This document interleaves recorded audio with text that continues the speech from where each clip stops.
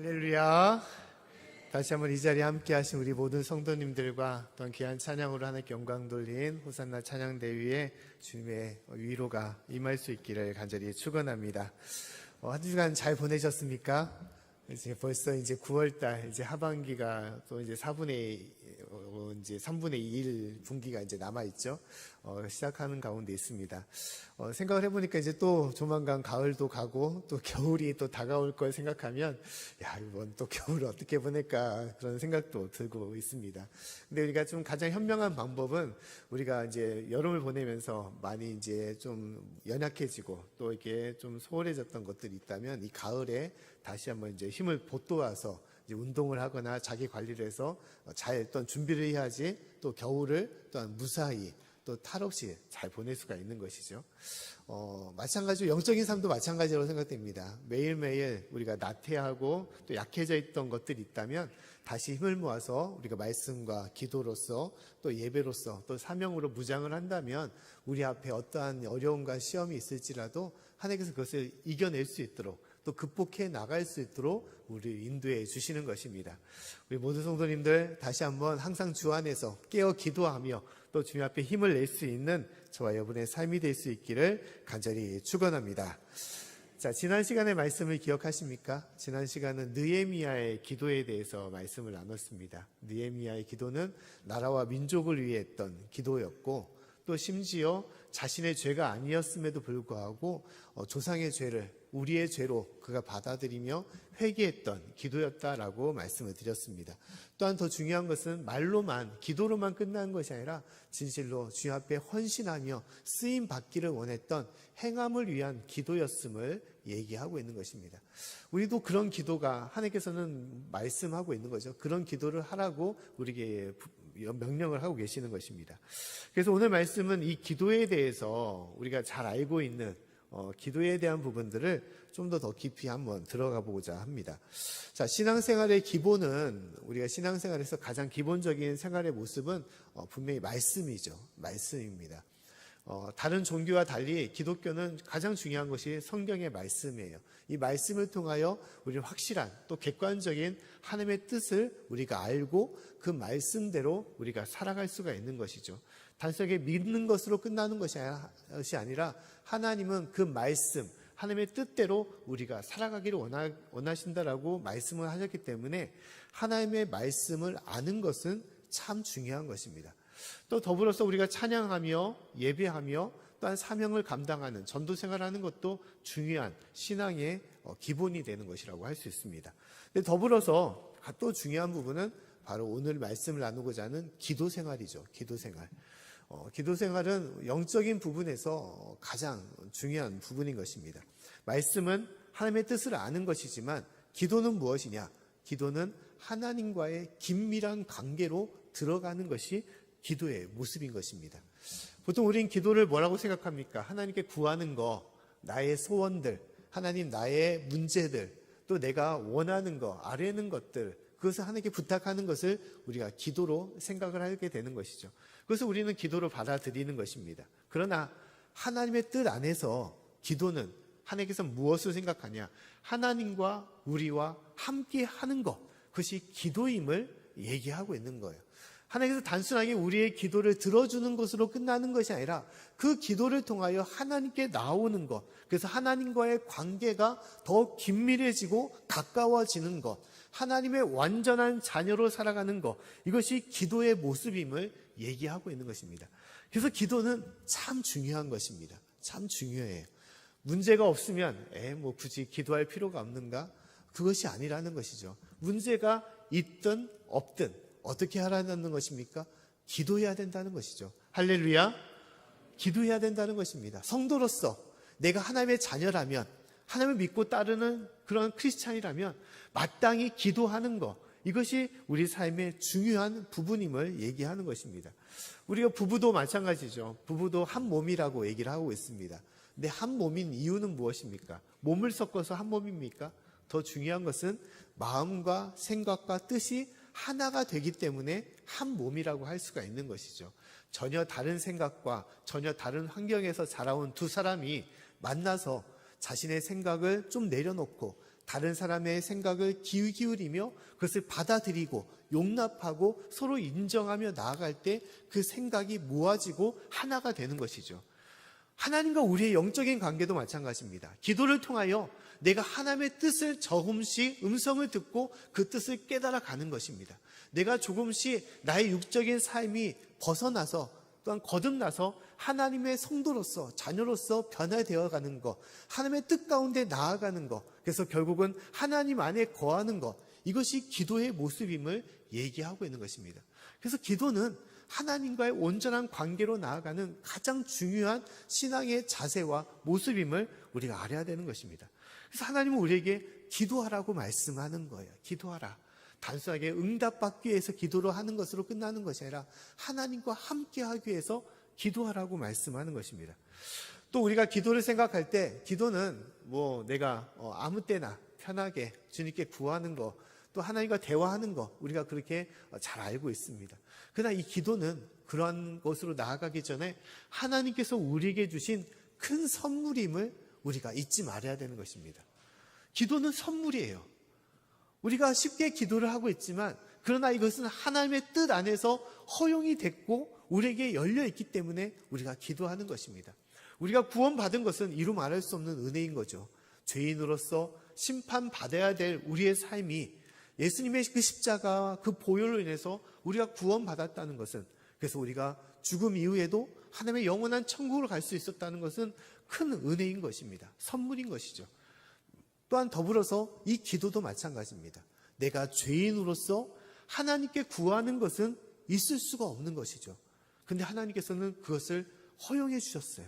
죄인임에도 불구하고 심판자가 되시고 또한 만왕의 왕이 되시며 또한 주인이 되신 하나님 앞에 나올 수 있도록 모든 것을 열어놔 주신 것입니다. 그래서 우리는 주님께 나와 기도할 수가 있는 거예요.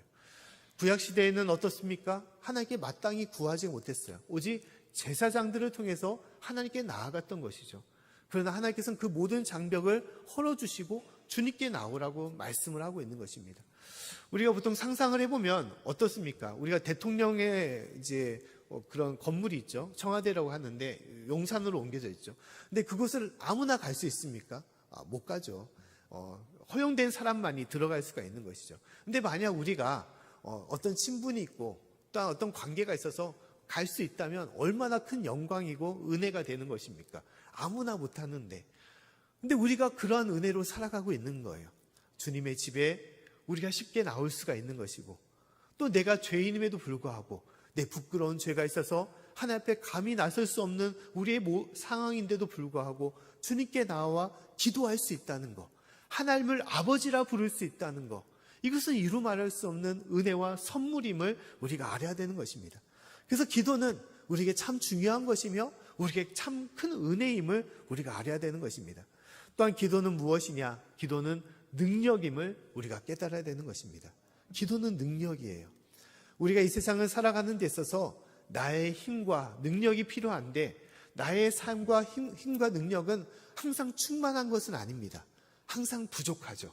부족할 수밖에 없습니다. 인간은 연약하기 때문에 생각도 부족하고 경험도 부족하고 매번 후회하는 삶으로 우리가 살아갈 수밖에 없는 것이죠. 그러나 그 부족한 것을 채워주는 것은 무엇입니까? 바로 하나님이심을 말씀하고 있는 것입니다. 보통 우리가 인생을 살아갈 때 중요한 것이 무엇이냐? 보통 세상 사람들은 인생의 백을 말합니다. 내 뒷배경. 누구를 내가 뒷배경으로 갖고 있느냐에 따라서 그 인생의 힘이 되는 것이죠.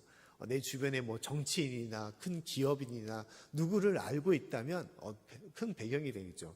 내가 아는 친척이 누구누구야 하면서 우리가 큰 목소리를 내는 경우들이 많이 있죠. 그러나 우리 인생에서 가장 큰 힘은, 나의 가장 큰 능력은 오직 하나님이심을 우리가 잊지 말아야 되는 것입니다. 할렐루야. 이것이 가장 중요한 것이죠. 우리가 세상 사람들처럼 어떠한 뒷배경을 가지고 살아갈 수가 있겠습니까? 그러나 나의 부족함을 채워주시는 분은 주님이시고 또한 그 하나님의 능력이 이 세상에서 가장 온전하며 완전한 능력임을 우리가 알아야 되는 것입니다. 이런 말이 있죠. 천재는 어떤 사람이냐? 천재는 재능과 능력이 뛰어난 것이 아니라 1%의 영광과 더불어서 무엇이 필요하냐? 99%의 노력이 필요하다는 것이죠. 천재라고 할지라도 노력이 있어야 된다라고 얘기를 하고 있습니다. 그러나 하나님의 성도는 어떤 사람이냐? 99%의 노력과 더불어서 무엇이 더 필요하냐면 990%의 기도가 필요한 거예요. 기도가 필요합니다. 나의 능력으로 살아간다는 거, 나의 힘으로 살아간다는 것은 잘 될 거라고 생각하지만 그 앞에는 참으로 많은 걸림돌이 있을 수밖에 없는 것이고 넘어짐이 있을 수밖에 없는 것입니다. 어리석고 미련한 인생이 될 수밖에 없는 거예요. 중요한 것은 하나님이 나와 함께 하시고 나의 성령님을 통하여 나를 도와주시겠다고 하는데도 불구하고 우리는 주님께 기도하지 않으며 주님의 힘과 능력으로 살아가지 않는다는 것은 그것은 어리석은 모습임을 얘기하고 있는 것이죠. 하나님은 우리에게 하나님의 능력을 주시겠다라고 말씀하시고 주님께 구하라라고 얘기를 하고 있는 것입니다. 마태복음 7장 11절 말씀 보면 다음 같은 말씀이 있습니다. 우리 말씀을 같이 한번 읽어보겠습니다. 자, 시작. 너희가 악한 자라도 좋은 것으로 자식에게 줄 알거든 하물며 하늘에 계신 너희 아버지께서 구하는 자에게 좋은 것으로 주시지 않겠느냐. 아멘. 하나님께서 무엇이라고 말씀하고 있습니까? 하나님께서 우리에게 좋은 것으로 주시겠다라고 말씀을 하고 있어요. 누구에게? 구하는 자에게. 구하는 자에게. 그래서 마태복음 7장 그 앞절의 말씀에는 우리가 잘 알고 있는 말씀이 있습니다. 구하라, 찾으라, 문을 두드리라. 그럼 너에게 열릴 것이다 라고 말씀을 하고 있습니다. 오직 구하는 자에게 하나님께서 모든 것을 예비해 주시고 하나님의 능력과 하나님의 힘을 또 하나님의 위대한 역사를 주실 것임을 얘기하고 있는 것입니다. 이것이 바로 기도의 힘인 거예요. 그래서 하나님은 기도하라고 말씀하고 있는 거예요. 기도하라. 내가 너에게 이렇게 많은 것을 줄 것을 내가 다 준비하고 있는데 왜 기도하지 않느냐라고 얘기하고 있는 것입니다. 왜 너희 힘으로만 살아가느냐라고 얘기하고 있는 거예요. 보통 어린아이들을 제가 키우면서 볼 때 그런 경우들이 참 많이 있습니다. 보통 아이들이 뭐 장난감을 만들거나 어떤 문제를 이제 풀려고 막 하는 데 있어서 어떻게 하냐. 혼자 힘으로 안 되면 어떻게 해야 됩니까? 부모에게 요청을 해야죠. 엄마, 아빠, 이거 어떻게 하면 되겠어? 어떻게 만들어야 돼? 요청하면 옆에서 힌트를 주거나 뭘 하면 쉽게 풀어질 수가 있는 거죠. 근데 고집센 아이들은 어떻습니까? 절대 말하지 않아요. 그냥 자기 힘으로 풀려고 노력을 할 때가 많이 있습니다. 결국 그러다가 어떻게 했냐? 실갱이를 하다가 시간만 보내다가 결국은 포기하는 경우들이 있습니다. 근데 우리 인생도 그럴 때가 많이 있어요. 기도하면 하나님께서 그 길을 열어주시는데 기도하면 하나님께서 그 모든 형편과 능력을 부어주시는데 주님께 기도하지 않는 통해서 우리는 더 삶을 힘들게 하고 어렵게 나아갈 때가 있다는 것입니다. 성경에 있는 여러 인물 중에 대부분 위대한 인물들이 참 많이 있습니다. 우리 아브라함을 비롯해서 요셉이나 또한 모세나 여호수아나 다윗이나 또한 다니엘 또한 신약에서는 사도 바울이나 이 모든 사람들의 공통점은 무엇이냐? 하나님의 위대한 역사, 기적을 이뤘던 사람들이 바로 이런 사람들이죠. 홍해를 가르거나 여리고성을 무너뜨리거나 많은 전쟁을 이기게 하거나 또한 그 고난 속에서도 하나님의 쓰임받은 큰 총리가 되거나 또한 로마의 제국에 하나님의 복음을 전하여 그 로마 제국을 하나님의 나라로 변화시켰던 그러한 인물들이 있는 것이죠. 근데 이러한 기적과 역사를 이루게 한 그 근본적인 그 모습은 무엇이냐? 바로 기도였음을 말씀하는 것입니다. 아브라함이나 요셉이나 모세나 여호수아나 다윗이나 다니엘이나 사도 바울이나 모든 이들의 공통점은 하나님을 찾았고 하나님께 구했고 하나님의 능력과 의지함을 통하여 그 모든 것을 이뤘던 인물임을 얘기하고 있는 것입니다. 하나님은 그들을 통하여 말씀하시기를 우리도 그와 같이 주님께 기도하라고 말씀하고 있어요. 주님 앞에 나오라고 얘기를 하고 있는 것입니다. 우리가 전래 동화 중에 한 그런 동화가 있습니다. 해와 달이라는 그런 동화가 있죠. 이제 오누이가 이제 호랑이한테 쫓겨가지고 나무 위까지 올라가서 이제 하늘에다가 기도를 했더니 하늘에서 동아줄을 내려줘서 동아줄을 붙잡고 올라가는. 근데 호랑이도 마찬가지로 이제 하나님께 기도했더니 하나님께서 동아줄을 내려줬죠. 동아줄을 붙잡고 올라가다가 어떻게 됐습니까? 호랑이는 줄이 끊어져서 떨어지게 됐죠. 왜냐하면 그 동아줄은 썩은 동아줄이었기 때문에. 해와 달에 있는 그 오누이처럼 생명의 동아줄을 붙잡고 나아간다면 올라갈 수 있지만 썩은 동아줄은 끊어질 수밖에 없는 것이죠. 우리 인생도 참 그렇다고 저는 생각이 됩니다. 우리가 무엇을 붙잡고 살아야 될 것인지 이 세상을 살아가면서 내가 진실로 붙잡아야 될 것들, 내가 의지해야 될 것들, 또 내가 도움을 요청해야 될 것들, 그것이 무엇인지를 우리가 생각해 볼 필요가 있습니다. 인생의 뒷배경, 또 인생의 어떤 재물, 물질, 권력, 그런 모든 것들을 내가 붙잡고 내가 생명을 이루며 또한 나의 삶을 건강하게 이끌어가는 것이냐? 결코 그것은 아니죠. 그것은 어떻게 보면 썩은 동화줄인 것입니다. 지금은 올라가는 것 같지만, 지금은 잘 나아가는 것 같지만, 그러나 결국은 떨어질 수밖에 없는, 인생에서 실패하고 낭망하며 절망할 수밖에 없는 것임을 우리가 알아야 되는 것입니다. 오직 생명의 동화줄, 기도로서 하나님만을 붙잡고 나아갈 때 그 인생을 주님께서 책임져 주시고 생명의 길로, 또 하나님의 은혜와 능력의 길로 우리를 이끌어 주시는 것입니다. 사랑하는 성도 여러분, 우리가 이 땅을 살아가면서 진실로 이 생명의 동화줄이었던 기도의 동화줄을 붙잡고 매일매일 더욱더 주님께 나아갈 수 있는 저와 여러분의 삶이 될 수 있기를 간절히 축원합니다. 우리가 기도에 힘써야 되는 이유인 거예요. 기도에 힘써야 되는 이유. 참 우리나라 민족은 하나님의 큰 은혜를 많이 받은 민족입니다. 많은 나라 민족들이, 세계들이 대한민국 하면 되게 많이 좀 좋아하고 또 열망하며 요새 K 문화 그뿐만 아니라서 참 기적을 이룬 나라라면서 많이 이제 좀 모방을 하려고자 할 때가 많이 있죠. 그만큼 전쟁을 치른 그런 황폐한 땅에서 짧은 기간 안에 엄청나게 성장을 한 민족이기 때문에 많은 사람들이 그런 눈으로 바라보게 됩니다. 근데 그 모든 한강의 기적이라고 할 수 있는 모든 기적의 그 배후에는 무엇이 있습니까? 바로 부모님의 기도가 있었기 때문인 것이죠. 기도가 있었습니다.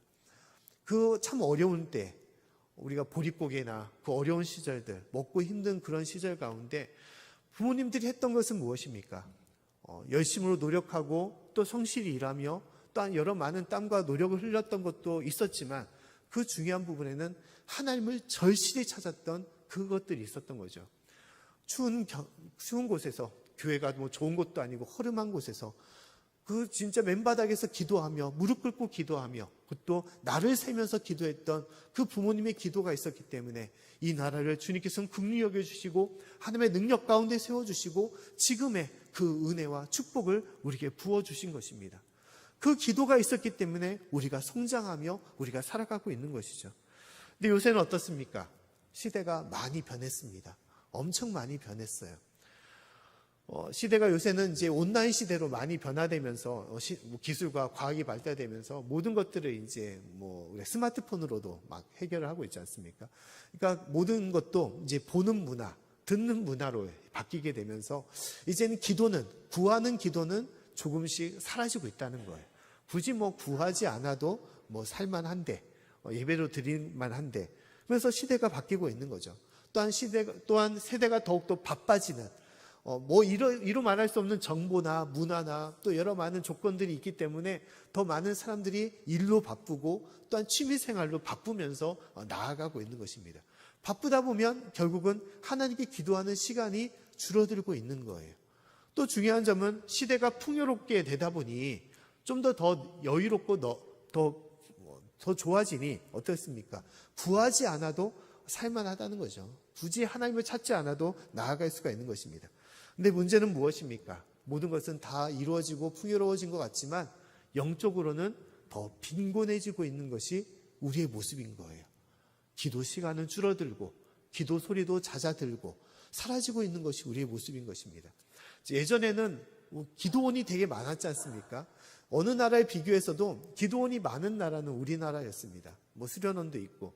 그래서 많은 사람들이 그 기도원에 모여서 평일날은 진짜 말씀 듣고 기도로 진짜 열심으로 하나님을 찾고 나아갔던 것이 우리 민족인데 요새는 기도원도 줄어들고 기도원에 많은 사람도 사라지고 있습니다. 심지어 교회 안에서도 기도하는 것들이 사라지고 있는 것이죠. 기도는 하나님의 기도하는 집이고 하나님의 귀한 성전인데 그곳에서 기도하지 않는 것들이 이 시대의 모습인 것입니다. 영적으로 빈곤해지면서 삶의 창고는 넓어지고 풍요로워지지만 영적인 창고는 텅텅 비어지고 있는 것이 우리의 모습인 것입니다. 그러면서도 우리는 끊임없이 괜찮다, 또 좋아지고 있다, 또 살만하다라면서 얘기를 하고 있는 것이죠. 오늘 말씀, 예레미야의 말씀은 그런 영적인 빈곤한 가운데 하나님께서 주셨던 그런 말씀입니다. 특히 북이스라엘이 멸망당하고 남유다만 있었던 이 이스라엘 속에서 에레미야 선지자를 통해서 주신 말씀은 무엇이냐?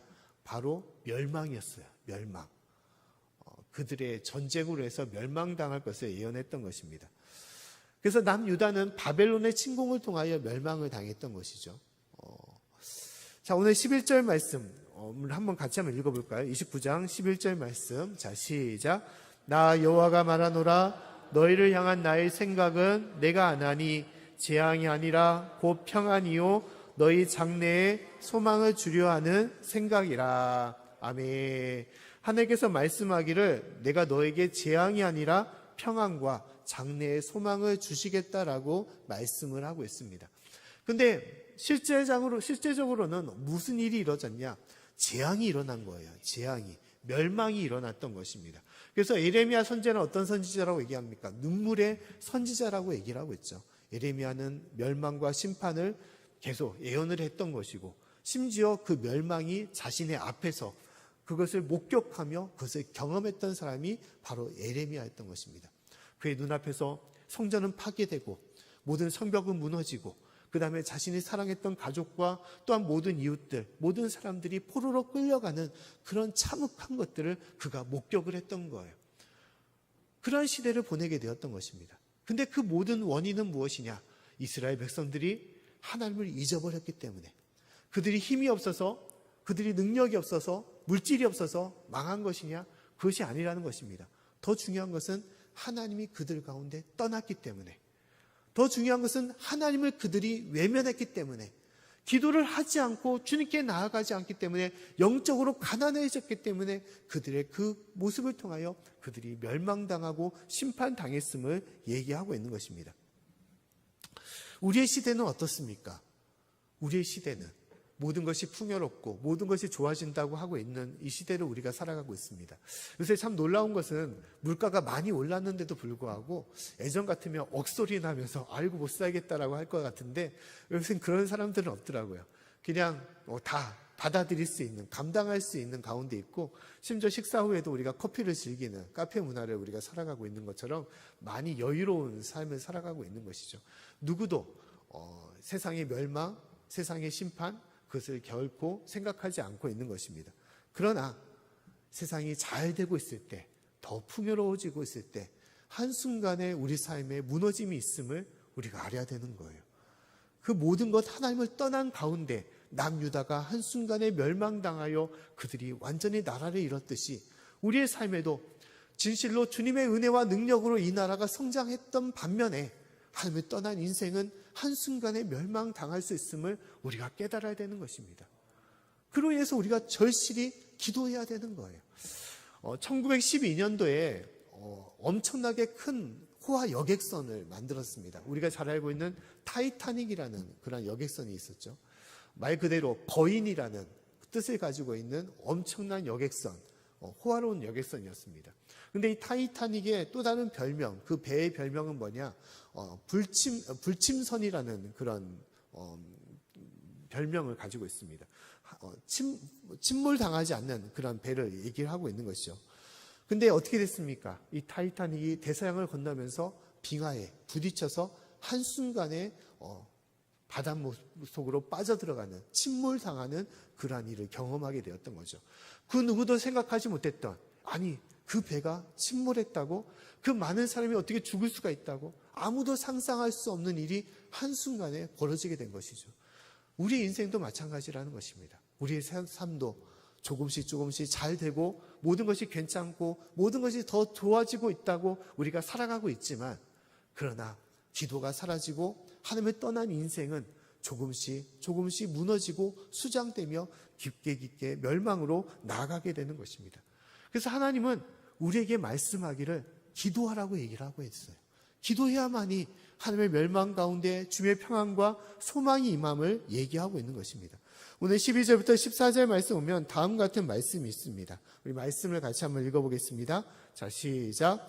너희는 내게 부르짖으며 와서 내게 기도하면 내가 너희를 들을 것이요 너희가 전심으로 나를 찾고 찾으면 나를 만나리라. 나 여호와가 말하노라. 내가 너에게 만나지겠고 너희를 포로된 중에서 다시 돌아오게 하되 내가 쫓아 보내었던 열방과 모든 곳에서 모아 사로잡혀 떠나게 하던 본 곳으로 돌아오게 하리라. 여호와의 말이니라 하셨느니라. 아멘. 자, 하나님께서 에레미야 선지자를 통하여 이 멸망 속에서 평안과 소망을 말씀하셨던 이유는 무엇이냐? 그들이 다시 회복되어 본 곳으로 돌아올 것이다라고 말씀하신 이유는 뭐냐? 기도하는 자에게, 하나님을 찾는 자에게 하나님께서는 그 찾는 자를 만나게 하시고 또 그 기도를 들으시겠다라고 말씀하셨기 때문인 것입니다. 이 멸망의 때에 하나님께서 다시 한번 우리에게 말씀하시고 명령하시는 것은 뭐냐? 기도하라는 거예요. 더욱더 주님을 찾으라는 것입니다. 주님께 간절히 구하며 나아갈 때 다시 한번 이 무너지고 있는 이 세상에 하나님의 역사가 이루어지는 것이고 주 앞에 서게 될 수 있음을 얘기하고 있는 것입니다. 그래서 우리는 기도해야 되는 거예요. 바쁠수록 어떻게 해야 되는 것입니까? 기도하라고 얘기를 하고 있습니다. 우리가 바쁠수록 하나님 기도할 수 있는 시간이 부족한데 어떻게 기도하겠습니까? 근데 그 문제를 해결하려면 하나님께 맡겨야 되는 것이죠. 바쁘니까 기도하는 시간도 없고 또 내 힘과 내 능력으로 그것을 풀어가려고 하고 그러다 보면 더 문제는 꼬일 수밖에 없고 문제는 더 풀어지지 않을 수밖에 없는 것입니다. 그 때문에 더 바쁠수록 주님께 맡겨야지 주님의 능력으로 그 모든 것들을 주님께서 해결해 주시고 우리 가운데 역사해 주시는 거예요. 하나님께서는 매일매일 쉬지 말고 항상 주님께 나와 기도하라고 말씀을 하고 있는 것입니다. 이것이 우리에게 참된 은혜와 능력이며 힘이 되기 때문에 하나님 안에 거하는 것이 참된 복이 되기 때문임을 얘기하고 있는 것입니다. 우리가 요새 많이 좀 편해진 삶을 살아가는 가장 첫 번째 기계로서 우리가 스마트폰을 얘기하지 않습니까? 이제 스마트폰 통해서 많은 것들을 우리가 이루는 것이죠.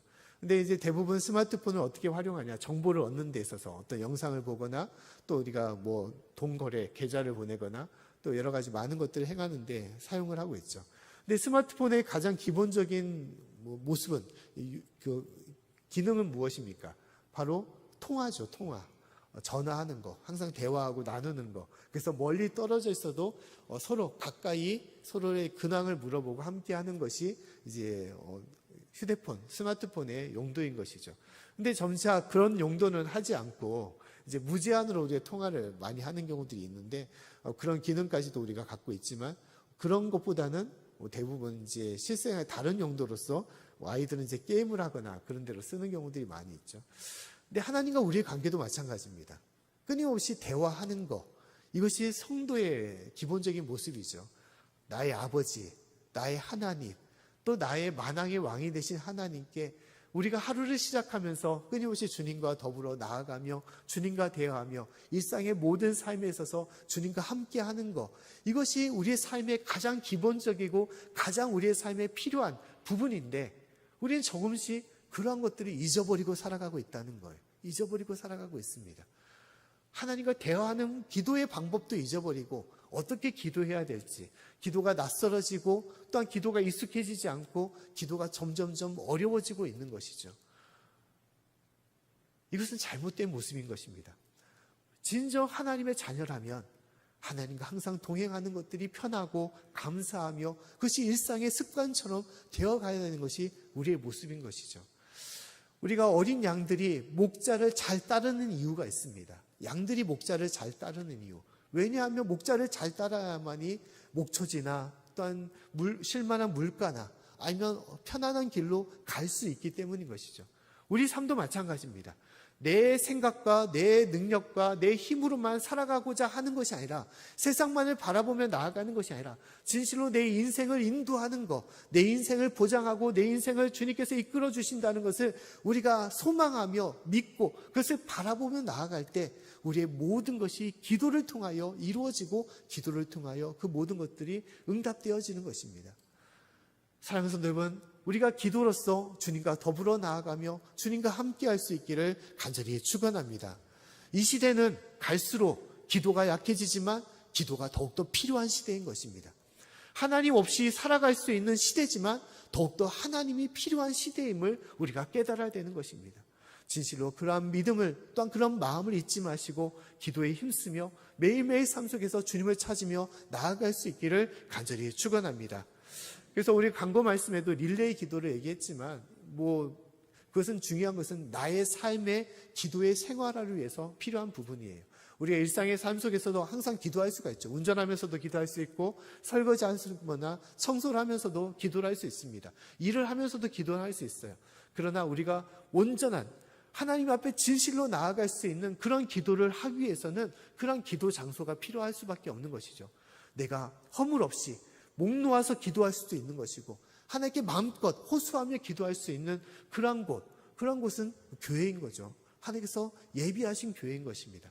그래서 우리가 교회로 나와서 기도하는 것이 중요한 것이고 일상의 삶 속에서 때를 엿든지 못 얻든지 전도한 것처럼 기도하면서 주님과 더불어 또 주님과 함께 나아갈 수 있는 저와 여러분의 삶이 되기를 간절히 축원합니다.